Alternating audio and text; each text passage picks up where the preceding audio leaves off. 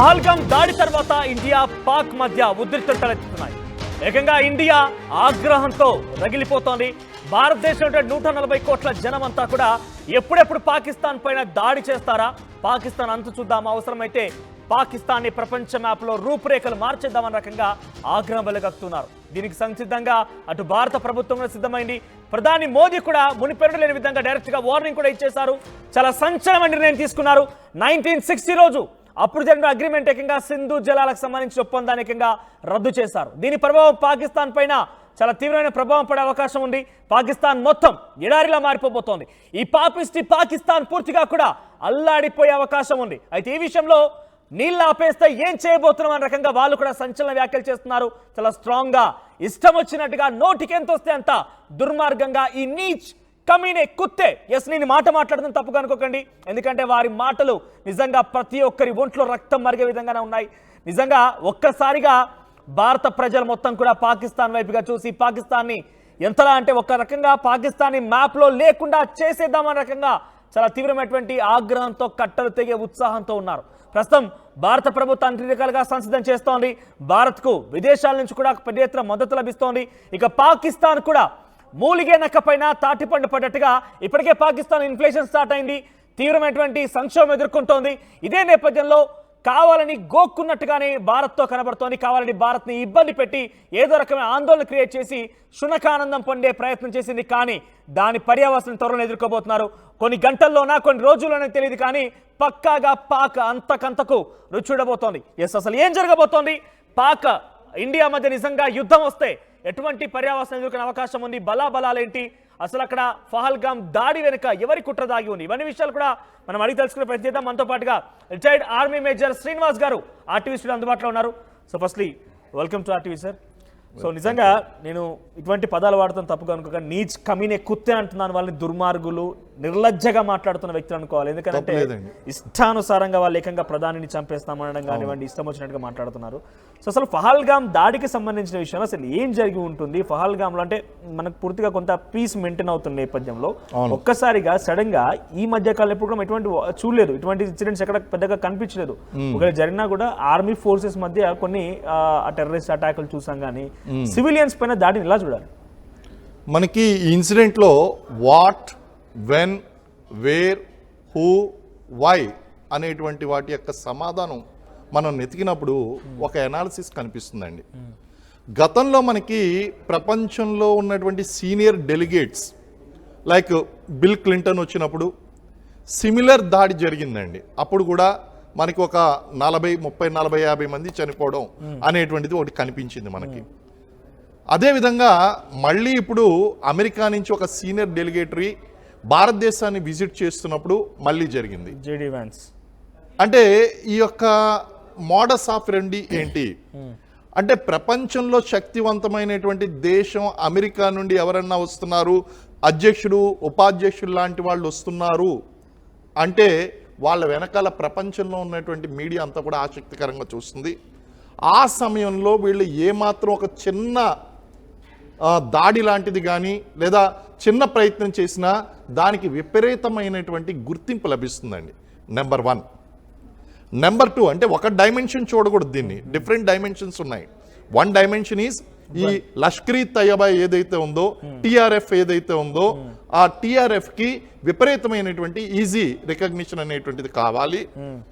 చిన్న చర్యతో ప్రపంచవ్యాప్తంగా గుర్తింపు రావాలి. టెర్రరిస్ట్ ఆర్గనైజేషన్ కావాల్సింది అది. నెంబర్ 2, ఇక్కడ ఆర్టికల్ 370 రద్దు చేసిన తర్వాత కాశ్మీర్లో ఉన్నటువంటి పరిస్థితి అంతా కూడా పూర్తిగా మారిపోయిందండి. కారణం ఏమిటి అంటే, ఆర్టికల్ 370కి ముందు మీరు కాశ్మీర్ కనుక విజిట్ చేసినట్లయితే అడుగు అడుగునా కూడా రక్షణ దళాలు తప్ప అక్కడ ఉన్నటువంటి రక్షణ దళాలు స్థానికుల కన్నా రక్షణ దళాలు ఎక్కువగా ఉండేవి. చాలా చాలా కష్టంగా ఉండేది పరిస్థితి అంతా కూడా. అండ్ ప్రజలకి కొంచెం సాధారణమైనటువంటి జీవన పరిస్థితులు నివసించేటువంటి అవకాశం ఉండేది కాదు. కానీ ఆర్టికల్ 370 ఎప్పుడైతే రద్దు చేశారో, ఆ రద్దు చేసిన తర్వాత సాధారణమైనటువంటి జీవనంలోకి వాళ్ళు వెళ్ళడం. ముఖ్యంగా మీరు చూడండి, రాళ్ళు విసరడం ఆగిపోయింది. రాళ్ళు ఎవరు విసిరేవారు? అక్కడ ఉన్నటువంటి యువత విసిరేది. ఆ రాళ్ళు విసిరినందుకు వాళ్ళకి ఏమొచ్చేది? పాకిస్తాన్లో ముద్రించబడినటువంటి దొంగ నోట్లు ఇక్కడ వీళ్ళకి ఉపాధి కింద ఇవ్వబడేది నెలకు 30,000 సంపాదించుకునేవారండి. ఈ రోజు మనకి కాశ్మీర్లో టూరిజం డెవలప్ అవుతుందండి. టూరిజం డెవలప్ అవడం వలన కాశ్మీర్ ఈజ్ ఎకనామికల్లీ ఫ్లోరిషింగ్. అక్కడ యువతకి ఉద్యోగం అనేటువంటి దొరుకుతుంది. ఇది మింగుడు పడడం లేదు, ఎందుకంటే అక్కడ ఉన్నటువంటి ఆ యొక్క రిక్రూట్మెంట్స్ ఆగిపోయినాయి, మిలిటెంట్ రిక్రూట్మెంట్స్ ఆగిపోయినాయి.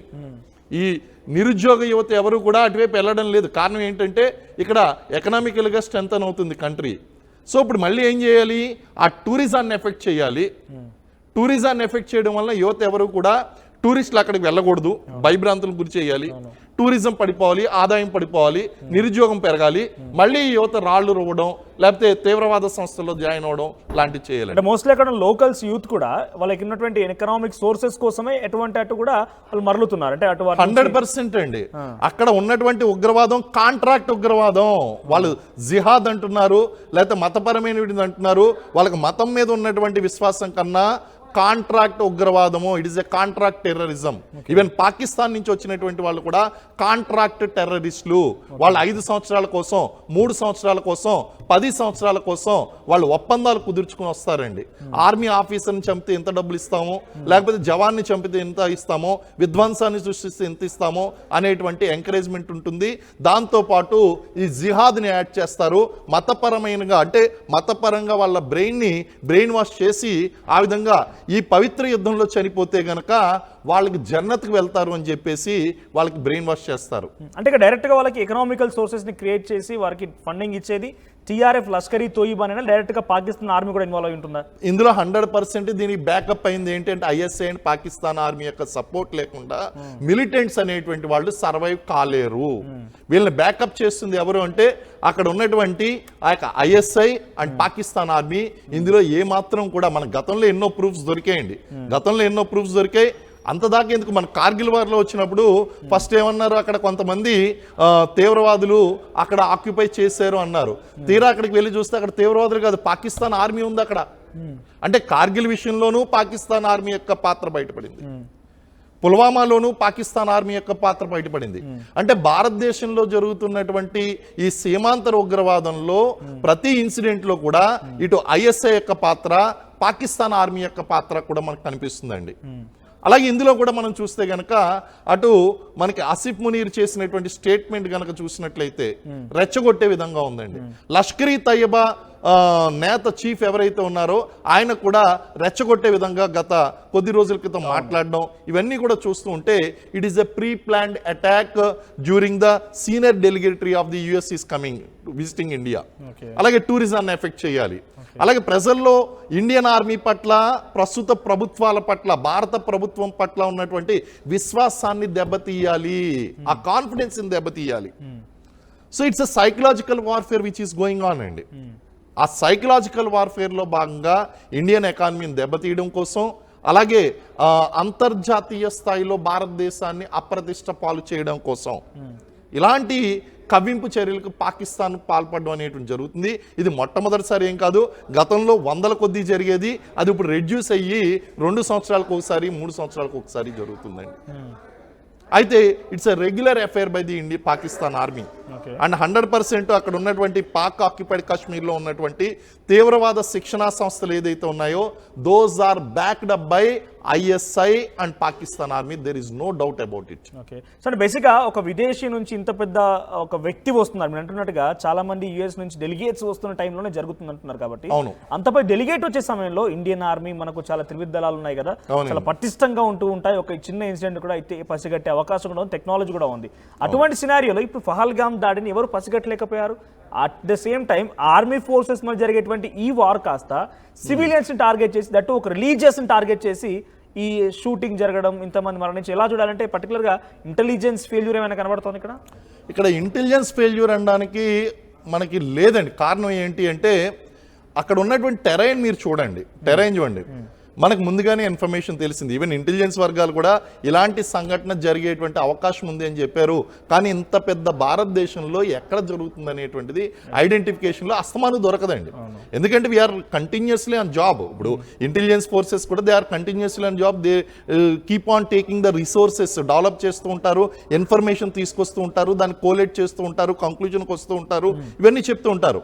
ఒక్కొక్కసారి ఏంటంటే it is very difficult to tell ఎగ్జాక్ట్గా ఎక్కడ జరగబోతుంది అనేటువంటిది చెప్పడం చాలా కష్టంగా ఉంటుంది. ఇకపోతే సివిలియన్స్ అండ్ టూరిస్ట్ పీపుల్ని టార్గెట్ చేయడానికి ప్రధానమైనటువంటి కారణం ఏంటంటే ఒక ఆర్మీ క్యాంప్ మీద దాడి చేస్తే it is the problem between army, ఆ డ్యూటీలో చనిపోయారు అంటారు.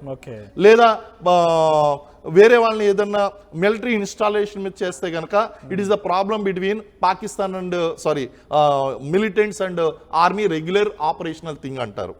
అదే గనక మీరు ఒక టూరిస్ట్ మీద గనక దాడి చేసినట్లయితే దానికి విపరీతం. చూడండి, ద వే దే కిల్డ్, వాళ్ళు డైరెక్ట్గా చంపాలి అంటే డైరెక్ట్గా వచ్చి కిల్ చేయవలసినటువంటి అవసరం లేదు.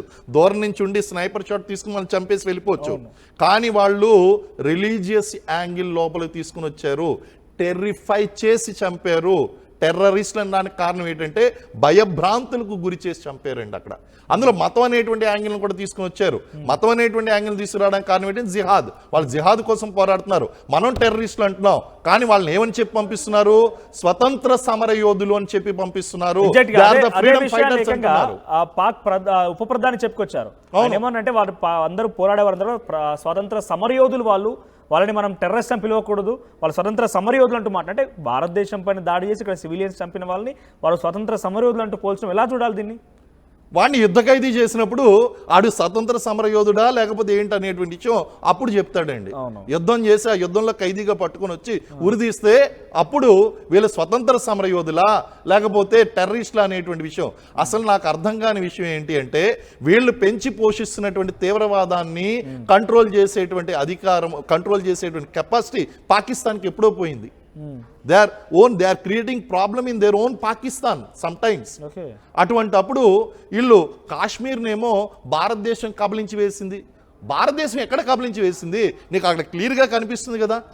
రాజా హరిసింగ్ పాకిస్తాన్ దాడి చేస్తున్నప్పుడు ఆయన స్వతహాగా జవహర్లాల్ నెహ్రూ గారికి అలాగే మన రాజా హరిసింగ్కి జరిగినటువంటి ఒప్పందం ఏదైతే ఉందో ఆ ఒప్పంద ఫలితమే ఈరోజు జమ్మూ కాశ్మీర్.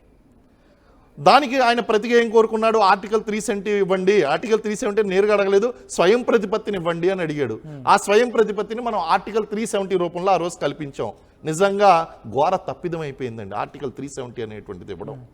కారణం ఏంటంటే ఈ ఆర్టికల్ 370ని అడ్డు పెట్టుకుని అక్కడ ఉన్నటువంటి కొన్ని పొలిటికల్ పార్టీసు, స్థానికులు వీళ్ళందరూ కూడా ఇంతకాలం ఇన్ని దశాబ్దాల పాటు భారతదేశాన్ని తీవ్ర నష్టానికి గురి చేశారు. ఇప్పటికీ కూడా పాకిస్తాన్ ఏమంటుంది అంటే ఇటు కాశ్మీర్ని భారత్ ఆక్రమించింది. భారత్ను కాశ్మీర్ని ఆక్రమించింది ఎవడు అంటే పాకిస్తాన్, పాక్ ఆక్యుపైడ్ కాశ్మీర్. ఈ రోజుకి కూడా లైన్ ఆఫ్ కంట్రోల్ పెట్టుకున్నాం. ఇంటర్నేషనల్ బార్డర్ లేదు అక్కడ. ఇంటర్నేషనల్ బార్డరు అక్కడ ఉన్నదండి, పాకిస్తాన్ బార్డర్లో ఉంది ఇంటర్నేషనల్ బార్డర్.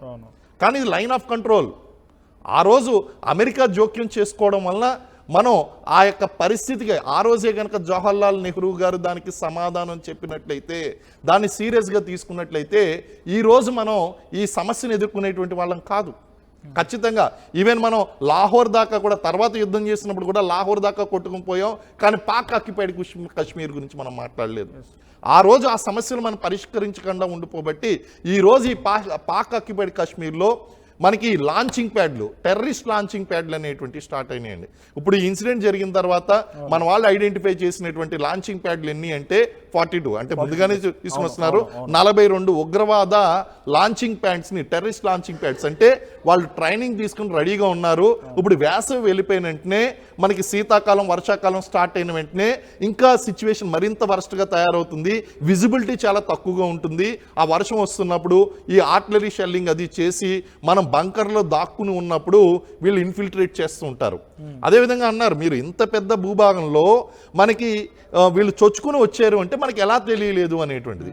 అక్కడ ఉన్నటువంటి కండిషన్స్ చాలా డిఫరెంట్గా ఉంటాయండి. ఆ కండిషన్స్ ఇక్కడ హౌ ఇట్ ఈస్ పాసిబుల్ అంటే అక్కడ దాడి చేసిన టెర్రరిస్ట్ అనే వాళ్ళు అక్కడ లోకల్స్ మీరు అంటున్నట్టుగా కాంట్రాక్చువల్ టెర్రరిస్ట్లా నిజంగా పాకిస్తాన్ నుంచి వచ్చిన వాళ్ళ, లష్కర్ తోయిబాకి సంబంధించిన వాళ్ళ, పాకిస్తాన్ ఆర్మీయా? ఇన్ఫాక్ట్ ప్రత్యక్ష సాక్షులు చెప్తుండే ఏంటంటే వాళ్ళంతా ఆర్మీ దుస్తుల్లో వచ్చారని చెప్తున్నారు. ఓకే అండి, డూ యూ బిలీవ్ దట్ మనకు ఇప్పుడు ఇండియాలో స్లీపర్ సెల్స్ ఉన్నాయని మీరు నమ్ముతారా? డెఫినెట్గా మనకి స్లీపర్ సెల్స్ ఉన్నాయండి. వీళ్ళు ఏ విధంగా వాళ్ళు ఆపరేట్ చేస్తారు అంటే ఇక్కడ పాకిస్తాన్లో ఉన్నటువంటి ఆ యొక్క ISI వాళ్ళందరూ కూడా సపోర్ట్ చేస్తూ ఉంటారు. ఇక్కడ టెర్రరిస్ట్ క్యాంపులు POKలో ఉంటూనే ఉంటాయి. కానీ వీళ్ళు ఎప్పుడో పాతి పెట్టినటువంటి విత్తనం మొక్కై ఆ మొక్క వృక్షమై అక్కడ స్లీపర్ సెల్గా ఎదుగుతుందండి. ఎదిగినప్పుడు వీళ్ళు ఏం చేస్తారంటే ఇప్పటికీ కూడా అనేక ప్రాంతాల్లో వీళ్ళ యొక్క డంప్స్ ఉంటాయి, యామ్నిషన్ డంప్స్ కానీ ఇవన్నీ కూడా తవ్వకాల్లో అప్పుడప్పుడు మనకి బయటపడుతూ ఉంటాయండి ఇవన్నీ కూడా. సో అవసరం వచ్చినప్పుడు వీళ్ళు యాక్టివేట్ అవుతూ ఉంటారు. ఇదంతా కూడా ఒక చైన్ ఆఫ్ యాక్షన్ ఉంటుందండి వీళ్ళందరికీ. ఒక్కడే అక్కడ బయలుదేరడం ఇక లాస్ట్ వరకు అనే కదండి, అనేక చేతులు మారుతాయి ఇవన్నీ కూడా. లోకల్స్ కూడా సపోర్ట్ చేస్తూ ఉంటారు. అంత దాకా ఈ రోజు మనం మాట్లాడుకుంటే శ్రీనగర్లో రాళ్లు రువ్వుతూ ఉంటే, అంటే మిలిటెంట్ పారిపోతుంటే స్థానికులు రాళ్లు రువ్వేవారు. అంటే వాళ్ళు ప్రో పాకిస్తానా యాంటీ పాకిస్తానా, ప్రో ఇండియానా యాంటీ ప్రో పాకిస్తానా అంటే వాళ్ళు ప్రో పాకిస్తాన్గా ఉన్నారు అక్కడ ఉన్నటువంటి లోకల్స్, ముఖ్యంగా శ్రీనగర్ ఏరియాలో. శ్రీనగర్ ఏరియాలో ఏంటంటే వీళ్ళు జిహాద్ పేరుతో వాళ్ళ యొక్క మైండ్స్ని పొల్యూట్ చేసి ఉన్నారు. వాళ్ళు ఏం చెప్పారంటే ఇండియన్ ఆర్మీ ఇక్కడ మానవ హక్కులను హరిస్తుంది, మీ యొక్క జీవితాలను తారుమారు చేస్తుంది, మీకు ఎంతో హాని చేస్తుంది, రండి మా పాకిస్తాన్కి వచ్చేయండి, మిమ్మల్ని జాగ్రత్తగా చూసుకుంటాం. ఏముంది పాకిస్తాన్లో ఈరోజు? మనం 1950, 60, 70లో ఏ విధంగా అయితే జీవించామో అలాంటి ఆర్థిక పరిస్థితులు ఈరోజు పాకిస్తాన్లో ఉన్నాయి. మరి కాశ్మీర్ ఎందుకు డెవలప్ అవడం లేదు? డెవలప్ కానివ్వడం లేదు. ఆర్టికల్ 370 వచ్చిన తర్వాత చాలా మార్పులు వచ్చినాయండి. దీనికి కొంత సమయం పడుతుంది. కాబట్టి ఈ లోకల్ యొక్క సపోర్ట్ కూడా ఉన్నది. స్లీపర్ సెల్స్ అనేవి పనిచేస్తూ ఉంటాయి. అలాగే అక్కడ ఉన్నటువంటి వాతావరణ పరిస్థితులు ఏదైతే ఉన్నాయో ఆ వాతావరణ పరిస్థితిలో there will be blind times and blind spots ఉంటాయండి. అంటే నేరుగా మీరు ఎంత అబ్జర్వ్ చేయండి, వాటిని తప్పించుకుని ఉండేటువంటి సందర్భాలు. మీకు ఇంకో విషయం చెప్తాండి, అసలు ఇన్ఫిల్ట్రేషన్ అనేటువంటిది ఎలా జరుగుతుంది అన్నదానికి ఒక one scenario, there are multiple scenarios are there, one scenario నేను ఎక్స్ప్లెయిన్ చేస్తాను మీకు. చూడండి, ఇక్కడ పాకిస్తాన్ బార్డర్, ఇటేమో ఇండియన్ బార్డర్, ఈ మధ్యలో అన్జులేటెడ్ గ్రౌండ్. మనం ఈ మొత్తం కూడా మనం ఈ కంచెతో కవర్ చేయడం అనేటువంటిది కుదరదు 100%. కాబట్టి ఏం చేస్తాం, మైన్స్ పెట్టి ఉంచుతామండి. ఈ మైన్స్ పెట్టి ఉంచినప్పుడు విజిబిలిటీ కనుక చూసుకుంటే కనీసం 200 మీటర్ల దూరంలో వాళ్ళు కొన్ని ప్రాంతాల్లో కిలోమీటర్ దూరంలోనూ, కొన్ని ప్రాంతాల్లో 100 మీటర్ల దూరంలోనూ, ఇలా రెండు వైపులని కూడా ఉంటూ ఉంటారు.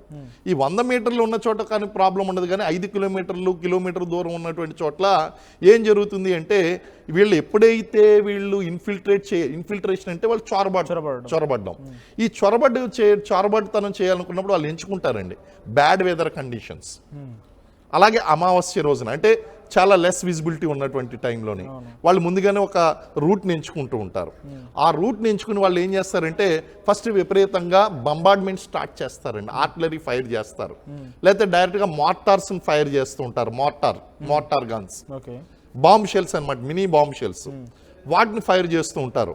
అలాగే డైరెక్ట్గా వీళ్ళు స్నైపర్స్ని పెడుతూ ఉంటారు, LMGలు MMGలు ఫైర్ చేస్తూ ఉంటాయి. అటువంటి సమయంలో కనీసం వాళ్ళ కాలకృత్యాలు కూడా తీర్చుకోనివ్వకుండా, బంకర్ నుంచి బయటికి రానివ్వకుండా దిగ్బంధం చేస్తారండి. దానికి ప్రతిగా మనం ఏం చేస్తాం, మనం కూడా వాళ్ళ మీద ఫైర్ చేస్తూ ఉంటాం. అంటే ఇక్కడ మనల్ని ఎంగేజ్ చేసాడు అంటే ఎక్కడి నుంచో మిలిటెంట్ వెళ్తున్నాడు అని అర్థం. అంటే ఇప్పుడు వీఆర్ నాట్ రాబోట్స్. మనం ఏంటంటే మూవీస్లో చూపించినట్టు ఆ బుల్లెట్ని అన్నింటినీ ఇలా తప్పించుకుని వెళ్ళే పరిస్థితులు ఉండవండి. అక్కడ డైరెక్ట్గా బుల్లెట్ పేల్చేయడం అంటే ఏం పెట్టి మనకి ఇక్కడ షాట్ తగులుతుంది 100%. సో అటువంటి టైంలో మనం బంకర్స్లో దాక్కోవలసినటువంటి పరిస్థితులు ఉంటాయి. అయితే అక్కడ అంబుష్ పెడతాం, పాసిబుల్ రూట్స్లో అంబుష్ అంటామండి. అంబుష్ అంటే కొంతమంది జవాన్లు అక్కడ పెట్టి ఆ ప్రాంతాల్లో వచ్చేటువంటి ప్రాబబుల్ వేస్ కొన్ని ఐడెంటిఫై చేసి అక్కడ దాక్కుని మన వాళ్ళు ఉంటూ ఉంటారు, వాళ్ళు వస్తే కాల్చి పడేస్తారండి. కానీ కాశ్మీర్ మొత్తం ఇలాంటి దారులు 100 కొద్దీ ఉన్నాయండి. కాశ్మీర్ పక్కన పెట్టండి, మీరు రాజస్థాన్కి వెళ్ళండి, రాజస్థాన్కి వెళ్తే అక్కడ నిండా సొరంగాలే ఉంటాయి. ఆ సొరంగాల్లో వాడు తవ్వుకుంటూ వస్తాడు, సొరంగం బయటపడుతుంది, BSF పెట్రోలింగ్లో బయటపడుతుంది, దాన్ని మళ్ళీ మట్టితో ఫిల్ చేసేస్తూ ఉంటారు, సొరంగాన్ని మూసేస్తూ ఉంటారు, మళ్ళీ ఇంకోటి తెరుస్తూ ఉంటాడండి. It's a open country scenario. చెప్పాలంటే ఇది ఒక చీడ పురుగు, ఏ రకంగా కూడా ఎంటర్ అవ్వాలని ఒక సొరంగ మార్గం కానివ్వండి ఏదో ఒక ఎంటర్ అవ్వాలని లక్ష్యంతో ముందుకు వస్తుంటారు. సో ఇప్పుడు ఎగ్జాక్ట్గా పీఓకే అని మాట్లాడుకున్నాం కాబట్టి దిస్ ఇస్ ద పీకెస్ట్ టైం, నాకు తెలిసి హైయెస్ట్ పీక్స్ లో ఉంది ఇప్పుడు సిచ్యువేషన్. ఇండియా కూడా చాలా ఓపెన్ గా మోదీ వార్నింగ్ ఇచ్చేశారు. చాలా బిగ్గెస్ట్ అగ్రిమెంట్ నాకు తెలిసి ఇరు దేశాల మధ్య వాటర్ ఒప్పందం ఉందనంటే ఇండియా పాకిస్తాన్ మధ్య ఇంత పెద్ద బిగ్గెస్ట్ అగ్రిమెంట్ ఎక్కడ కూడా లేదు. దాన్ని బ్రేక్ చేశారు. ఇంత పీక్ స్టేజ్ లో ఇప్పుడు మీకున్నటువంటి ఎక్స్పీరియన్స్ తో ఇప్పుడు జరిగే సినారీ చూస్తుంటే పీఓకే మన దాంట్లోకి వచ్చే అవకాశం ఉందంటే ఇక దాదాపుగా యుద్ధం మొదలైంది అన్నట్టుగానే భావించాలి. ఎట్లా ఉండబోతోంది? ఇది ఒక గుడ్ సినారియో అని చెప్పొచ్చు. ఇది ఒక మంచి అవకాశం. It's all depending upon our intentions. మనం ఏం కోరుకుంటున్నాం అన్న దాని మీద ఉంటుంది. ప్రజలు ఏం కోరుకుంటున్నారు, ప్రభుత్వం ఏం కోరుకుంటుంది అన్న దాని మీద ఉంటుంది. Otherwise it's a perfect scenario. కారణం ఏంటి అంటే ట్రంప్ డైరెక్ట్ గా నేను మీకు మద్దతు ఇస్తున్నాను చెప్పకపోయినా ప్రగాఢ సానుభూతిని తెలియజేశాడు ఈ సంఘటన పట్ల. ఫ్రాన్స్ అండ్ బ్రిటన్ ఆల్రెడీ నేరుగా చెప్పేశారు, ఈ విషయంలో మీరు ఎటువంటి చర్యలు తీసుకున్నా సరే మీకు మద్దతుగా మేము నిలుస్తామని చెప్పారు. ఉక్రెయిన్ మనకు సపోర్ట్ ఉంది, ఇజ్రాయెల్ మనకు సపోర్ట్ ఉంది, రష్యా కూడా మనకు సపోర్ట్ ఉంది. ఇలా మిత్ర దేశాలు చాలా ఉన్నాయి. కారణం ఏంటంటే ఇప్పటికీ కూడా మన టార్గెట్ పాకిస్తాన్ కాదు, కానీ పాకిస్తాన్ యొక్క టార్గెట్ ఇండియా. కానీ మన టార్గెట్ పాకిస్తాన్ కాదు, ఉగ్రవాదం. That is the reason so many countries. ఇప్పుడు అమెరికా ట్విన్ టవర్ ఇన్సిడెంట్లో they suffered, and world countries everybody, Britain, UK, everybody suffered because of this terrorism. మరి అటువంటప్పుడు India is getting an opportunity to fight against this terrorism. అందులోనూ మామూలు terrorism కాదు, Islamic terrorism. వాళ్ళు మతం మంచిదే, మత తత్వం చెడ్డది, ఇస్లాం చెడ్డది కాదు. కానీ ఇస్లాం ద్వారా వచ్చినటువంటి ఈ జిహాద్ను పట్టుకుని మతం మౌఢ్యంలోకి వెళ్ళిపోయి ప్రజలకు నష్టం, అమాయకులైనటువంటి ప్రజలను చంపుతున్నారు కదా, క్షమించరా అనేటువంటి నేరం. ధీటైనటువంటి జవాబు చెప్పాల్సినటువంటి అవసరం ఉందండి. కారణం ఏంటి అంటే మనం 370 రద్దుతో మనం సగం విజయం సాధించేసాం. మిగిలిందంతా కూడా అక్కడ శాంతియుత వాతావరణాన్ని మనం మెయింటైన్ చేయాలి. డిటరెన్స్ ఫ్యాక్టర్, అస్తమాను కూడా వాడు రావడము, వచ్చిన తర్వాత వాడిని చంపడం, ఇది కాదండి డిటరెన్స్ ఫ్యాక్టర్. ఒక శాశ్వతమైనటువంటి శత్రువుని గెలవాలి అంటే వాళ్ళకి భయాన్ని సృష్టించాలి మనం. So first time it has happened in the history. మనం సింధు నదీ జలాలు ఏదైతే ఉన్నాయో ఆ సింధు నదీ జలాలని మనం ఆ యొక్క ట్రీటీ ఏదైతే ఉందో దాన్ని రద్దు చేసుకున్నామండి. రద్దు చేసుకునేసరికి ఓ రకంగా చెప్పాలంటే పిల్లిని కార్నర్లో పెట్టి కొట్టినట్టు అయిందండి. ఇప్పుడు ఆ పిల్లి ఏం చేస్తుంది అంటే తిరగబడ్డం తప్ప రెండో మార్గం లేదు. ఇప్పుడు పాకిస్తాన్ చేస్తున్నటువంటి ప్రయత్నం అదే. మనం ఎప్పుడైతే వాళ్ళ యొక్క జీవనాడిని కొట్టామో, ఆ జీవనాధారమైనటువంటి వాటర్ని కొట్టామో, దాన్ని ఎప్పుడైతే ఆపామో వాళ్ళు మరొక పరిస్థితి లేకుండా వాళ్ళు రిటాలియేట్ అవుతున్నారండి. రిటాలియేట్ అవుతున్నారు, పిచ్చి పిచ్చి ప్రాలాపనలు చేస్తున్నారు, మాటలతో వార్ఫేర్ నడిపిస్తున్నారండి.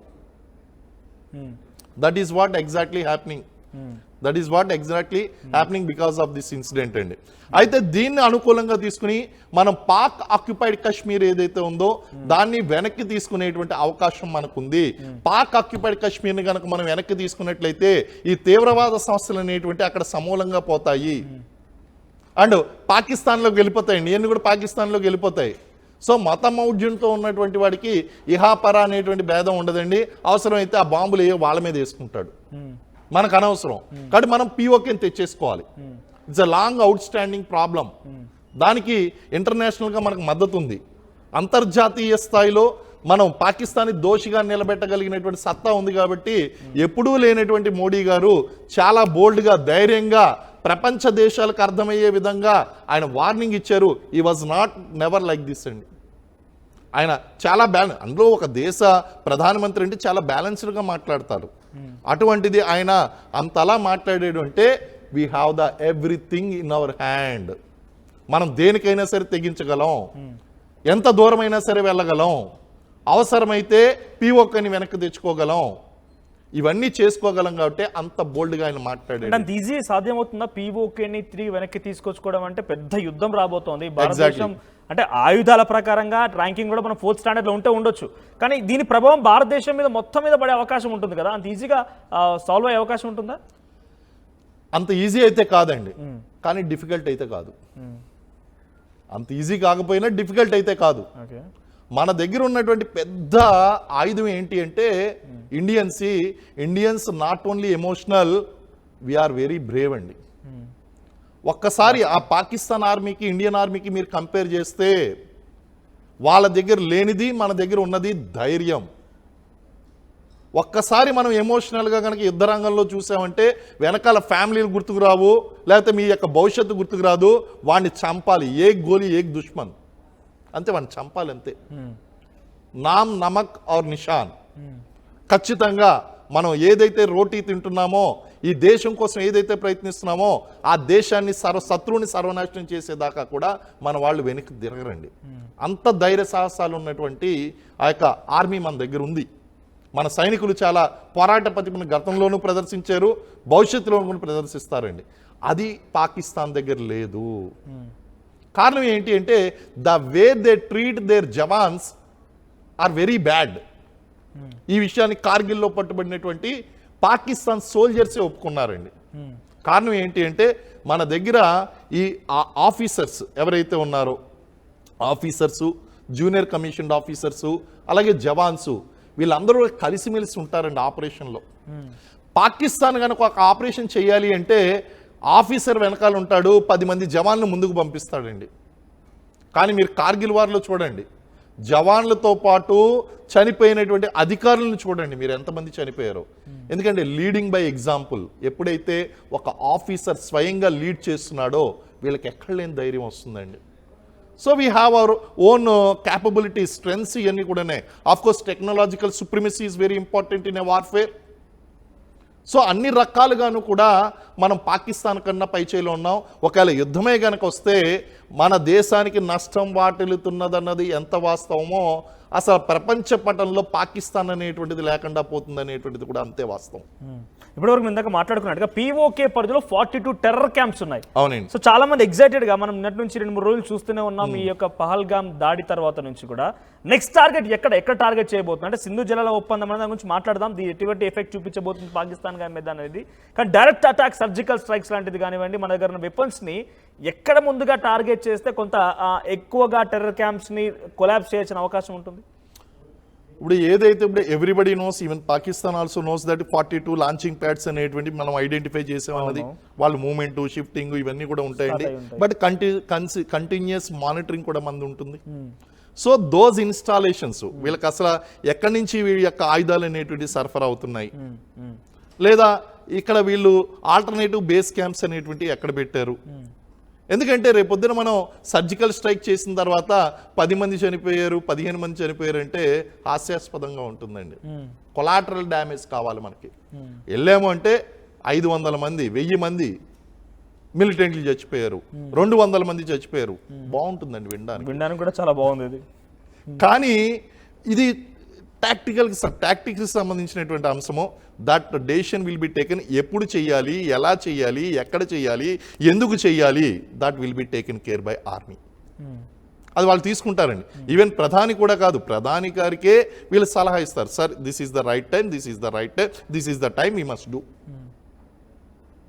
జనరల్ మనకి ఫీల్డ్ మార్షల్ మానిక్ షా విషయంలో కూడా మీరు చూడండి, ఆయన విషయంలో కూడా he use to tell Indira Gandhi, ma'am నేను యుద్ధానికి వెళ్ళను, మనం ఇప్పుడు వెళ్తే కనుక ఓడిపోతాను, నేను యుద్ధం నెగ్గాలనుకుంటున్నాను, ఓడిపోవాలనుకోవట్లేదు, this is not the right time అని చెప్పేసాడు క్లియర్గా ఆయన. సో ఇక్కడ కూడా మన వాళ్ళు చెప్తారండి, మిలిటరీ స్ట్రాటజిస్టులు ఎవరైతే ఉన్నారో వాళ్ళు చెప్తారు, వాళ్ళు అన్నీ కూడా చూస్తుంటారు, మానిటర్ చేస్తుంటారు. బట్ మీరు అన్నట్టు లాంచింగ్ ప్యాడ్స్ అనేటువంటివి ఒకవేళ తెలిసినట్టు పబ్లిక్లో రాకూడదు. ఫస్ట్ పబ్లిక్లో రాకూడదు. పబ్లిక్లోకి వచ్చింది, సో అది మనకు తెలిసిందన్న విషయం వాళ్ళకి తెలిసింది, వాళ్ళు మార్చేస్తారు. అంటే ఇప్పటికీ పాకిస్తాన్ కూడా మీరు అంటున్నట్టుగా ఒక పిల్లిని రూమ్ లో వేసి బంధిస్తే అరుస్తుంది కానీ ఏం చేయలేదు, పీక పట్టుకొని గట్టిగా కొరికేస్తే అయిపోతుంది. కానీ పాకిస్తాన్ కూడా మనం యుద్ధానికి సిద్ధమవుతున్నట్టుగా కొన్ని సంకేతాలు, ప్రధాని మోదీ లాంటి వ్యక్తులు వార్నింగ్ ఇస్తున్న సిచ్యువేషన్ లో అటువైపు నుంచి వాళ్ళ కవ్వింపు చర్యలకు పాల్పడుతున్నారు. వాళ్ళు కూడా విన్యాసాలు చేస్తూ కొన్ని వీడియోస్ విడుదల చేస్తున్నారు. ఏకంగా పాక్ రక్షణ మంత్రి ఒక వీడియో మాట్లాడారు. ఆయన ఏం మాట్లాడారు చూద్దాం. PCR పాజిబుల్ పాక్ రక్షణ మంత్రి మాట్లాడిన మాటలు ప్లే చేయండి ఒకసారి. ఆయన ఏమంటున్నారంటే, ఎస్ మేమే వీళ్ళందరినీ ట్రైన్ చేస్తున్నాము, మేమే వీళ్ళందరినీ నిధులు సమకూరుస్తామని మాట్లాడుతున్నారు ఆయన. PCR ఒకసారి ప్లే చేయండి. You do admit, sir, that Pakistan has had a long history of backing and supporting and training and funding these terrorist organizations. Well, we have been doing this dirty work for the United States for about 3 decades, and West, including Britain. So that's your argument that even though that was a mistake, and we suffered for that. You do admit, sir, that Pakistan has had a long history of backing and supporting and training and funding these terrorist organizations. Well, we have been doing this dirty work for the United States for about 3 decades, and West, including Britain. So that's your argument that even though that was a mistake, and we suffered for that. Right, ఇదే దరిద్రుడు మాట్లాడుతున్నమాట. ఎందుకంటే ఒకవైపు ఇవన్నీ జరుగుతున్నాయి. Latest interview అని మాట్లాడింది. Yes, we have funded అంటున్నాడు ఆయన. మేము ఫండ్ ఇచ్చాము, మేము అందరికి కూడా నిధులు సమకూర్చాము, మేము ట్రైన్ చేసామని చెప్తున్నాడు. అంటే ఇండియా పైన దాడికి ఉగ్రవాదులను వాళ్ళు ట్రైన్ చేసి వాళ్ళు ఫండింగ్ ఇచ్చారంట. అంతేగాని ఇంకో మాట కూడా అన్నాయండి, ఇట్స్ సైకలాజికల్ వార్ఫేర్ నడుస్తుందండి. మీరు ఇదంతా ఎందుకు చేస్తున్నారంటే మాకు బ్రిటన్ వలన అమెరికా వలన తప్పడం లేదు అని చెప్తున్నాడు ఆయన. It is because of them we are doing it అంటున్నాడు. But it's a psychological warfare, and he's boldly accepting. మేము ఫండ్ చేస్తున్నాం, వాళ్ళు ఇస్తున్నారు, మేము ఇస్తున్నాం, మేము చేస్తున్నాం. So it is a psychological warfare which they are doing. యుద్ధం ప్రారంభం అయ్యే కంటే ముందు శత్రు దేశాలకు రాంగ్ ఇన్ఫర్మేషన్ అనేటువంటిది ఇవ్వడం, లేకపోతే వాళ్ళు చేస్తున్నటువంటి పనిని వాళ్ళు సమర్థించుకోవడం, ఇలాంటివన్నీ కూడా సైకలాజికల్ వార్ఫేర్లో చాలా సహజం అండి. ఒకసారి ఏం జరిగింది అంటే మనకి ఇలాగ జనరల్ మానిక్ షా పాకిస్తాన్కి ఎగ్నెస్ట్గా వార్ చేస్తున్నప్పుడు అప్పట్లో ఇంతలాగా మనకి మీడియా ఇవన్నీ కూడా ప్రభావం లేదు. అందరూ కూడా రేడియో మీద వినేవారండి. రేడియో కమ్యూనికేషన్ కూడా చాలా తక్కువ ఉండేది. అప్పుడు he has given one speech అన్నమాట. ఆ స్పీచ్ ఏంటి అంటే పాకిస్తాన్ సైనికులకు అందరికీ నేను చెప్పేది ఏంటి అంటే మీ దేశం ఓడిపోయింది కాబట్టి ఎక్కడున్నటువంటి వాళ్ళు అక్కడే మీ ఆయుధాలతో సహా మీరు లొంగిపోండి, మిమ్మల్ని ప్రాణాలతో వదిలేస్తామని ఈయన ఒక స్పీచ్ ఇచ్చాడు. Psychological warfare. ఎప్పుడైతే నా దేశం ఓడిపోతుందనగానే వీళ్ళు ప్రాణాలు కాపాడుకుందాం అనేటువంటి ఆతృతలో ఆ విషయాన్ని నమ్మి వాళ్ళు ఆయుధాలతో సహా లొంగిపోవడం జరిగిందండి. Psychological warfare. సో ఏదైనా ఒక యుద్ధం జరిగే కంటే ముందు లేదా ఒక మారల్ గ్రౌండ్ సాధించాలనుకున్నప్పుడు ఇలాంటి ఫేక్ న్యూసెస్ అనేటువంటి స్ప్రెడ్ చేయడం, లేదా బోల్డ్గా ఎస్ మేము చేస్తున్నాం అని ఒప్పుకోవడం, ఇంక ఏది తప్పనప్పుడు ఏదో విధంగా విషయం డైవర్ట్ చేయడం కోసం చేసేటువంటి acts it's a perfectly psychological warfare. దీని ద్వారా వాళ్ళు ఏం చెప్పాలనుకుంటున్నారని, దీని ద్వారా ఖచ్చితంగా వాళ్ళు చెప్పేది ఏంటి అంటే we are doing whatever doing because of western countries. మనకు ఆల్రెడీ ఇప్పుడు బ్రిటన్, ఫ్రాన్స్ మనకి సపోర్ట్గా ఉన్నది, అమెరికా కూడా సపోర్ట్గా ఉంది. లేదు మీ వైపు లేదు అని ఒక ఐడియాలజికల్ డిఫరెన్సెస్ క్రియేట్ చేయడానికి ట్రై చేస్తున్నారు. We already knows these kind of tactics. దీనివల్ల ఎటువంటి ప్రయోజనం లేదు. There is no use of such statements అండి, ఉపయోగం లేదు. రైట్, ఇంకెక్కడ చాలా స్టేట్మెంట్స్ ఉన్నాయి. ఒకసారి సింధు జలాల గురించి మాట్లాడుకున్నారు. సింధు జలాల ఒప్పందం విషయంలో నాకు తెలిసి జవహర్లాల్ నెహ్రూ మొట్టమొదటి ప్రధానిగా ఉన్నప్పుడు ఆయన చేసిన ఒప్పందాన్ని ఇప్పుడు బ్రేక్ చేశారు. ఎటువంటి ప్రభావం చూపించబోతుంది పాకిస్తాన్ పైన? మనకి ఇప్పుడు సింధు నదీ జలాల్లో మనం అందరూ తెలుసుకోవాల్సినటువంటి విషయం ఏంటి అంటే ఆ ఒప్పందం ద్వారా నష్టపోతుంది భారతదేశమే. భారతదేశంలో పుట్టినటువంటి నదులు పాకిస్తాన్కి ఉపయోగపడుతున్నాయండి. ఈ రోజు ఆపేస్తే వాళ్ళు ఏమంటున్నారంటే మా నదులు మీరు ఎందుకు ఆపేశారు అంటున్నారు. ఆ నదులు అసలు పుట్టిందే భారతదేశంలో. అంతలా వాళ్ళు ఫైట్ చేయడానికి గల కారణం ఏంటి అంటే there is only one reason, because there agriculture is depending on these projects. అందుగురించే మనం ఈ యొక్క నదుల మీద ఎప్పుడైనా సరే మనం ప్రాజెక్టులు కట్టినప్పుడు వాళ్ళు ఇంటర్నేషనల్గా పెద్ద హ్యూ అండ్ క్రై క్రియేట్ చేసి భారతదేశాన్ని ఏదో దోషిగా నిలబెడదామని చెప్పి మీరు అక్రమంగా ఇక్కడ డ్యాములు నిర్మిస్తున్నారు, మాకు నష్టం జరిగిపోతుంది అని చెప్పి ఇంటర్నేషనల్ కోర్ట్ ఆఫ్ జస్టిస్కి కూడా వెళ్ళారండి. ఈవెన్ నెంబర్ ఆఫ్ టైమ్స్ ఈ యొక్క ఒప్పందానికి వారధిగా నిలిచినటువంటి వరల్డ్ బ్యాంక్ కూడా చెప్పింది ఇండియాదేం తప్పు లేదు, India is doing as per their norms. International court of justice కూడా గతంలో అదే చెప్పడం జరిగిందండి. అయితే ఈ నదుల మీద పాకిస్తాన్ యొక్క ఎకానమీ మ్యాక్సిమం ఎఫెక్ట్ అయ్యేటువంటి అవకాశం ఉంది. And maximum Punjab Sindh areas అయితే గనక కరువు ప్రాంతాలుగా మారిపోతాయండి. There food security is at stake. కాబట్టి ఇప్పుడు ఎట్టి పరిస్థితులు అన్నా సరే ఆ నీళ్లను వెనక్కి తీసుకోవాల్సింది. ఇప్పటికే వాళ్ళు పేదరికంతో బాధపడుతున్నారు, వాళ్ళ ఆకలితో అలమటిస్తున్నారండి పాకిస్తాన్లో ఉన్నటువంటి ప్రజలందరూ కూడా. ప్రభుత్వం అందరికీ కూడా మనకి ఇక్కడ పథకాలు అమలవుతున్నట్టు వాళ్ళకి ఏం పథకాలు లేవండి. ఆసుపత్రులు లేవు, వైద్యం లేదు, విద్య లేదు, సరైనటువంటి తిండి లేదు. అలాంటి పరిస్థితిలో ఉన్నటువంటి వాళ్ళకి ఈ మూలిగే నక్క మీద తాటిపండు పడినట్టు ఈ యొక్క సింధు నదీ జలాలు ఆపేశారు అంటే వ్యవసాయం అనేటువంటిది పూర్తిగా పాడైపోతుంది, పారిశ్రామిక అభివృద్ధి అని అంటున్నట్టుగా మా నదుల నీళ్ళు ఎందుకు ఆపేశారు అంటున్నారు కదా. ఒకసారి లష్కర్ తోయిబాకి సంబంధించిన సుప్రీం ఆయన మాట్లాడుకొచ్చారు. ఎంత దుర్మార్గుడు అంటే దరిద్రుడు అంటే నిజంగా. ఒకసారి మాటలు వినండి, తర్వాత మీరే కామెంట్ చేద్దరు. కానీ ఒకసారి పీసీఆర్ ప్లే చేయండి ఆయన ఏం చెప్తున్నాడు అనేది.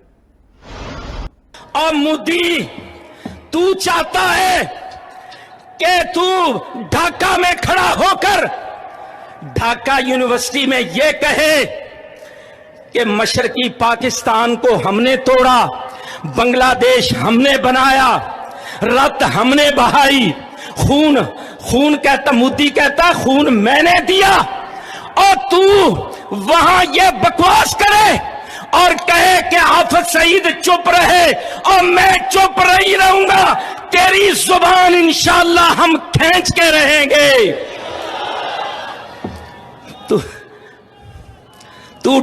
तू दबाव डाल रहा है इस्लामाबाद पर, हाफिज सईद क्यों बोलता है? और तू बोलेगा तो हम बोलेंगे इंशाअल्लाह। तू कहेगा कि पाकिस्तान का पानी रोकेंगे, कश्मीर के अंदर डैम बना के तुम पाकिस्तान के पानी को रोकोगे, पाकिस्तान की ज़राअत सनत का खात्मा करके, पाकिस्तान की मईशत तबाह करके, सी पैक के मंसूबे नाकाम करने के लिए तू बड़के मारेगा और तू चाहेगा हम चुप रहे।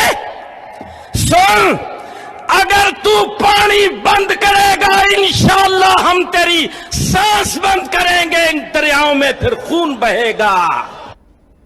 రైట్, ఇక్కడ కనిపించే ఈ దరిద్రుడి పేరు లష్కర్ ఇ తోయిబా సుప్రీం ఆయన పేరు సయ్యద్ హఫీజ్. వాడు ఏం చెప్తున్నాడంటే సింధు జలాల ఒప్పందానికి సంబంధించి రద్దు అనే అంశం కొన్ని రోజులుగా చర్చకు వస్తుంటే ఇది గతంలో ఆయన మాట్లాడిన మాటలు ఏంటంటే బంగ్లాదేశ్ ఢాకాకు వెళ్ళిపోయి ఢాకా యూనివర్సిటీ నుంచి పాకిస్తాన్ రావాల్సిన నదీ జలాలని కాశ్మీర్లో డ్యాములు కట్టి ఆపుతానంటే చూస్తూ ఊరుకుంటామంటే ఏంటి వెంట్రుకలు పీక్తారా? పాకిస్తాన్కి మళ్ళీ భారతదేశం మొత్తం హెచ్చరిస్తోంది, కనీసం వెంట్రుకు కూడా పీకలేమని చెప్తోంది. ఎందుకంటున్నారంటే చిన్న చిన్న పిల్లల్ని మీరు భయపెడదామని చెప్పి వాళ్ళ కుటుంబాలని, ఆడవాళ్ళని మొత్తాన్ని కూడా భయభ్రాంత గురి చేసే విధంగా సివిలియన్స్ని చాలా మారణ హోమాలు సృష్టించినా కూడా కనీసం వాళ్ళు ఉన్నటువంటి వెంట్రుకు కూడా పీకలేకపోయారు. పోతే చాలా మంది మరణించి ఉంటారు, అమరులై ఉంటారు, చాలా మంది జోహాలు అర్పిస్తున్నాము, చాలా మంది కన్నీటి కారణమై ఉంటారు. కానీ వాళ్ళ ధైర్యాన్ని మాత్రం కనీసం టచ్ చేయలేదు. ఏకంగా ప్రధాని మోదీ గురించి మాట్లాడుతున్నారు. ఇప్పుడు ప్రధాని మోదీ వార్నింగ్ చూశారు కదా, దేశ విదేశాలు ఏకమవుతున్నాయి, ఒక్కసారి కనుక ఇక్కడి నుంచి వార్ ప్రారంభమైపోతే శ్రీనివాస్ గారు చెప్తున్నట్టుగా ప్రపంచంలో పాకిస్తాన్ అనేటువంటి మ్యాప్ నామరూపాలు లేకుండా పోతుంది. శ్రీనివాస్ గారు మీరేం చెప్తారు ఈ వ్యాఖ్యల్ని ఎట్లా చూడాలి? అంటే ఇదంతా కూడా రచ్చగొట్టే విధంగానే కార్యక్రమంగా హతమారుస్తామనే వ్యాఖ్యలు కనబడుతున్నాయి. ఎట్లా చూస్తారు దీన్ని? ఆ వ్యాఖ్యల్లోనే మనకు కనిపిస్తున్నాయి is basically A terrorist. Terrorist యొక్క మాటలు ఇలాగే ఉంటాయి, రక్తాన్ని చిందిస్తాను, శ్వాసను ఆపేస్తాను, మీరు నీళ్ళు ఆపేస్తే నేను రక్తం ఏర్లే పారిస్తాను. అసలు who is it to talk that? అసలు పాకిస్తాన్కి ఆయనకి సంబంధం ఏంటి అంటే ఇక్కడే మీకు అక్కడ లింక్ అర్థమవుతుంది. పాకిస్తాన్కి నీళ్లు ఆపేస్తే ఒక ఉగ్రవాద సంస్థ మాట్లాడుతుంది. that can easily be established link between Pakistani government and a militant organization. Very simple అండి. అండ్ ఇతను మాట్లాడేటువంటి మాటలు కనుక మనం చూసినట్లయితే ఒక మిలిటెంట్ ఎలా ప్రవర్తిస్తాడో సహజంగా అలాగే ప్రవర్తించాడు. బట్ భారతదేశం ఏమి చేతకాని వాళ్ళగా, మోడీ ప్రభుత్వం ఏమి చేతకాని ప్రభుత్వం కింద కూర్చోలేదు కదండి. గతంలో చేసినటువంటి బాలాకోట్ స్ట్రైక్స్ కానీ, యూరి స్ట్రైక్స్, సర్జికల్ స్ట్రైక్స్ కానీ అక్కడికే వాళ్ళకి బుద్ధి రావాలి. ఆ టైంలోనే ఆ యొక్క మిలిటెంట్ క్యాంపుల్లోకి వెళ్ళి వాళ్ళ తలలు నరుక్కుని వచ్చారండి మన ఇండియన్ స్పెషల్ ఫోర్సెస్ కమాండోస్ అందరూ కూడా. అలాగే బాలాకోట్లో కూడా చాలా బాగా బుద్ధి చెప్పారు. గతంలో జరిగినటువంటి యుద్ధాల్లో కూడా చెప్పు దెబ్బ కొట్టినట్టు వాళ్ళు నామరూపాలు లేకుండా చేశారు. మనమే నెగ్గాం, కానీ ఎప్పుడు కూడా మోరల్గా మనమే నెగ్గామని సమర్థించుకుంటారు వాళ్ళు. ఓటమిని కూడా వాళ్ళ గెలుపు కింద మార్చుకుంటూ ఉంటారండి. వాళ్ళ యొక్క సర్వైబిలిటీయే కేవలం భారతదేశం మీద యాడ్ అవ్వడం, కాశ్మీర్ గురించి పోరాడడం, అదే వాళ్ళ సర్వైబిలిటీ. ఇప్పుడు దిక్కుతోచనటువంటి పరిస్థితుల్లో ఈ ఉగ్రవాదుల్ని ప్రోత్సహించడం, ఇదంతా కూడా చూస్తూ ఉంటే పాకిస్తాన్కి కాలం మూడింది. అందులోనూ మోడీ గారి మీద డైరెక్ట్గా వెళ్ళి మీ మోడీకి చెప్పు, ఇలాంటి వ్యాఖ్యలన్నీ కూడా ఆయన్ని టార్గెట్ చేశారు, భారతదేశాన్ని టార్గెట్ చేశారు, ఇక్కడ అమాయకులైనటువంటి ప్రజల్ని టార్గెట్ చేశారు, ఇండియన్ ఆర్మీని అయితే ఎప్పుడో టార్గెట్ చేశారండి. సో ఈ విధంగా కనుక మనం చూసినట్లయితే వీళ్ళ మాటలను మనం సీరియస్గా తీసుకోవాలి. ఖచ్చితంగా పాక్ ఆక్యుపైడ్ కాశ్మీర్లో ఉన్నటువంటి ఆ తీవ్రవాద సంస్థలన్నింటినీ కూడా శాశ్వతంగా మూసివేయాలి. అసలు పాకిస్తాన్ మ్యాప్లో పాకిస్తాన్ యొక్క ఆధీనంలో పాక్ ఆక్యుపైడ్ కాశ్మీర్ అనేటువంటిది లేకుండానే చేస్తే వీళ్ళ నోర్లు కట్టుబడతాయండి. ఖచ్చితంగా మనం అలాంటి ధీటైనటువంటి సమాధానం చెప్పినప్పుడే వీళ్ళకి బుద్ధి వస్తుంది. లేకపోతే కనుక ఇలాగ మాటలతో వాళ్ళు వార్ఫేర్ చేస్తూనే ఉంటారు. It's a psychological warfare. ఇదంతా కూడా వాళ్ళు సైకలాజికల్గా మన యొక్క ఆత్మస్థైర్యాన్ని దెబ్బ కొట్టడం. ఇన్ఫాక్ట్ లష్కర్ ఈ తోయిబాకి సంబంధించి సుప్రీం చీఫ్ ఈ రకంగా మాట్లాడితే నేను చూసాను ఒకటి, సుప్రీం వైస్ చీఫ్ బహుశా ఆయన సఫీయుల్లా కసూరి అని, వాడు ఏం చేస్తున్నాడు అంటే ఏడుస్తున్నాడు, కనీసం దరిద్రులు మొత్తం కూడా ఏడుస్తూ అసలు నేను ఇవన్నీ భారతదేశం ఆడుతున్న డ్రామాలు, దేశ విదేశాల్లో పాకిస్తాన్ పైన కుట్ర పన్ని వాళ్ళకున్నటువంటి కీర్తి ప్రతిష్టలను దెబ్బతీసే కుట్ర అంటే ఇదంతా ఆయన మాట్లాడుతున్న మాటలు. They are brain washing the people. ఇప్పుడు ఏంటంటే వాళ్ళ యొక్క ఓన్ ముస్లిమ్సే దీన్ని హర్షించడం లేదండి. ఈవెన్ తాలిబాన్ ఆర్గనైజేషన్ కూడా దీన్ని ఖండించింది. ఈ పాకిస్తాన్ చేసి లష్కర్ ఈ తైబా చేసినటువంటి ఈ యొక్క పనిని ఖండించింది. ఇమ్రాన్ ఖాన్ కూడా దీన్ని ఖండించాడండి. నీకు ఒకవేళ గనక పాకిస్తాన్కి సంబంధం లేకపోతే నువ్వు భారతదేశం చెప్పినటువంటి మాటల్ని నువ్వు ఎందుకు ఖండించలేదు అని ఆయన అడిగిన తర్వాత ఇవన్నీ స్టార్ట్ అయినాయి. సో ఆ విధంగా కనుక చూస్తే their own Pakistanis are not wanting this. మరి ఎవరికి కావాలి ఇదంతా కూడా? ఎవరికి కావాలంటే పాకిస్తాన్ ఆర్మీకి కావాలి, ఐఎస్ఐకి కావాలండి ఇదంతా కూడా. అలాగే ఇక్కడ ఉన్నటువంటి ఉగ్రవాద సంస్థలకు కావాలి. కాబట్టి వాళ్ళు చేస్తున్నటువంటి ఇది తప్ప అక్కడ నిజంగా ఉన్నటువంటి పాకిస్తానీయులు కానీ లేకపోతే అక్కడ ఉన్నటువంటి భారతదేశానికి సపోర్ట్ చేసేటువంటి కొంతమంది కానీ వాళ్ళెవరు కూడా దీన్ని కోరుకోవడం లేదు. అమాయకులైనటువంటి ప్రజల మీద దాడి చేయడం, కాశ్మీర్ మీద దాడి చేయడం, భారతదేశం మీద దాడి చేయడం అనేటువంటిది వాళ్ళకు కూడా ఏం జరుగుతుంది అన్నది వాళ్ళకు కూడా తెలుసండి. 100% తెలుసు. ఈరోజు మోడీ గారు అనేటువంటిది ప్రధాని అనేటువంటిది భారతదేశాన్ని ప్రపంచ దేశాల్లో ముందు నిలబెట్టారు. ఆయన సౌదీకి వెళ్ళడం ఏంటి? సౌదీకి వెళ్తే ప్రధాని వెళ్ళేటువంటి ఆ యొక్క విమానానికి సౌదీ యొక్క ఆ జెట్ ఫైటర్స్ ఎస్కాట్గా వెళ్ళి గౌరవ వందనం ఇవ్వడం ఏంటండి? అలాగే అనేక దేశాల్లో ఈయన ప్రసంగించినప్పుడు భారతదేశం యొక్క ప్రతిభను, భారతదేశం యొక్క గొప్పదనాన్ని ముందుకు తీసుకువెళ్ళాడు. ఈరోజు మోడీ గారు అంటే ఒక బ్రాండ్. డిప్లొమాటిక్ వార్ఫేర్లో మనం విన్ అయ్యామండి. ప్రపంచ ఇస్లామిక్ కంట్రీస్ అన్ని కూడా యాంటీగా ఉన్నటువంటి టైంలో అరబ్ దేశాల యొక్క మద్దతును మనం కూడగట్టుకోగలిగాం. ఇవన్నీ కూడా డిప్లొమాటిక్ గా మనం సాధించినటువంటి విజయాలు. రీసెంట్ గా అక్కడ జరుగుతున్నటువంటి ఈ వార్ సంబంధించి ఏర్పాట్ల గురించి భారత్ కూడా సంసిద్ధంగా ఉంది, రెడీగా ఉంది ఆల్మోస్ట్. అంటే ఎప్పుడు జరుగుతుంది అనేది అంటున్నట్టుగా కొన్ని అంచనాలు, కొన్ని డిసిషన్స్ తర్వాతే జరుగుతుంది. ఈజీ అయితే కాదు ఎక్స్పెక్ట్ చేసినట్టుగా. 48 hours లో పూర్తిగా పాకిస్తాన్ వెళ్ళిపోమని చెప్తున్నారు. చాలా మంది ఆర్టీవీ లైవ్ లో కూడా కామెంట్స్ చేస్తున్నారు, జై పాకిస్తాన్ వాళ్ళు. మీలాంటి దుర్మార్గులకి, మీలాంటి నీచ్ కమీనే కుత్తల గురించి చాలా మంది మాట్లాడుతున్నారు. కాబట్టి భారతదేశ ప్రజలు మీ కామెంట్స్ చూడరు అనుకుంటున్నారేమో, బహుశా మీరు దొరకనుకుంటున్నారేమో, కానీ అన్ని రకాలుగా సోషల్ మీడియాలో పెట్టేటువంటి కామెంట్స్ ని కూడా భారత ప్రభుత్వం మానిటర్ చేస్తోంది. మీ అందరికీ సమయం ఆసన్నమైంది, మూడింది కూడా. మీకు నిజంగా ఇక్కడ ఉండడం ఇష్టం లేకపోతే వెళ్ళిపోండి పాకిస్తాన్కి అనే విషయాన్ని కూడా చాలా క్లియర్గా చెప్తోంది. 48 hours సమయంలో ఇప్పటికి 24 గంటలు పూర్తయింది. సో రాష్ట్రాలకు కూడా కేంద్ర హోంశాఖ మంత్రి చాలా క్రిస్టల్ క్లియర్గా ఆదేశాలు జారీ చేశారు. మరీ ముఖ్యంగా మన తెలుగు స్టేట్స్లో హైదరాబాద్లో 200 మంది పైగా పాకిస్తాన్ ఉన్నారట. అంటే ఎలా గుర్తిస్తారు, అందరూ కూడా ఎలా పంపించే అవకాశం ఉంది? వీళ్ళందరూ కూడా ఆల్రెడీ ఇన్ఫర్మేషన్ ఇచ్చినటువంటి పాకిస్తానీలండి. అన్అఫీషియల్గా ఎంతమంది ఉన్నారు? అఫీషియల్గా ఉన్నటువంటి వాళ్ళు 200 మంది. ఆ 200 మందిని మనం పంపించేస్తున్నాం. అది ఇన్ఫర్మేషన్ లోకల్ పోలీస్ స్టేషన్లో ఉన్నది. అలాగే మన యొక్క మినిస్ట్రీ ఆఫ్ ఎక్స్టర్నల్ అఫైర్స్ వాళ్ళ దగ్గర ఉంది, వీళ్ళందరి దగ్గర ఉంది కాబట్టి వాళ్ళు పంపించేయగలుగుతున్నారండి. మరి ఏమాత్రం కూడా డిక్లేర్ చేయకుండా అక్రమంగా భారతదేశంలో నివసిస్తున్నటువంటి పాకిస్తానీలను మనం పట్టుకోలేము. వాళ్ళని పట్టుకోవడం కష్టమే. కానీ దానికోసం మళ్ళీ స్పెషల్ ఆపరేషన్ అనేటువంటి స్లీపర్ సెల్స్ మన దగ్గర లేవా అన్నారు కదా. స్లీపర్ సెల్స్ అఫ్ కోర్స్ ఉన్నాయి, వాటిని ఎట్లా మనం కిల్ చేయాలి? ఎందుకంటే ఇప్పుడు అక్కడ ఈ యొక్క దాడికి పాల్పడింది కూడా స్లీపర్ సెల్స్, కాంట్రాక్చువల్ టెర్రరిస్ట్లే. సో స్లీపర్ సెల్స్ ఎక్కడైనా ఉండొచ్చు, మనం ఎలా పసిగట్టాలి అందరూ? ఎందుకంటే ఇట్స్ పీక్ టైం. మీకు ఇంతకు మించి బహుశా ఒక ఇంకా ఇంతకంటే ఒక డేంజరస్ సిచ్యువేషన్ రాకపోవచ్చు బహుశా. సో ఎటువంటి విధంగా స్లీపర్ సెల్స్ని ఫైండ్ అవుట్ చేయాలంటే ఏం చెప్తారు? It is not an immediate action అండి. మనం ఇమీడియట్గా చేయగలిగింది ఏం లేదు ఆ విషయంలో.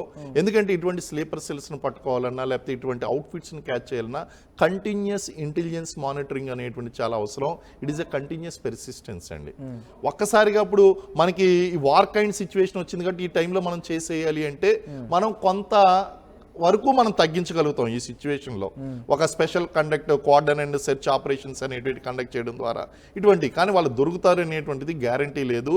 కాకపోతే ఇది స్లోగా జరగవలసినటువంటి, దీనికి టైం తీసుకుంటుందండి. ఇమీడియట్ గా అయితే మనకి జరగదు.